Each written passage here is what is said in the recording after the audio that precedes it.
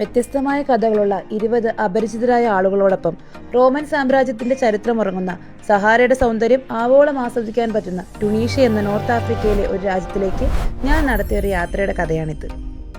UK നിന്ന് നമുക്ക് visa free ആയിട്ട് പോകാൻ പറ്റുന്ന ഒരു രാജ്യമാണ് ടുണീഷ്യ. B4 ബാക്ക് പാക്കേഴ്സ് എന്ന ഒരു ഏജൻസിയുടെ കൂടെയാണ് ഞാൻ ഈ ട്രിപ്പ് പോയത്. അതുകൊണ്ട് തന്നെ പ്രത്യേകിച്ച് തലവേദനയും കാര്യങ്ങളൊന്നും ഉണ്ടായിരുന്നില്ല. എല്ലാം വളരെ സ്മൂത്തായിരുന്നു. എൽ മൊറാൾഡി പാലസ് എന്ന് പറഞ്ഞൊരു അടിപൊളി സ്ഥലത്താണ് ഞങ്ങളുടെ സ്റ്റേ അവർ അറേഞ്ച് ചെയ്തത്. ചെക്ക് ഇൻ ചെയ്തതിന് ശേഷം ഹോട്ടലിൽ തന്നെയുള്ള പ്രൈവറ്റ് ബീച്ചിലേക്ക് നേരെ വിട്ടു ഞങ്ങളെല്ലാവരും. ഞാൻ കണ്ട ടുണീഷ്യയുടെ ഭംഗി ഇനിയുള്ള വീഡിയോയിലൂടെ നിങ്ങൾക്കും കാണാൻ പറ്റും. നിങ്ങളൊരു ബീച്ച് ലവറാണോ? ടുണീഷ്യ നിങ്ങൾക്ക് ഇഷ്ടപ്പെടും.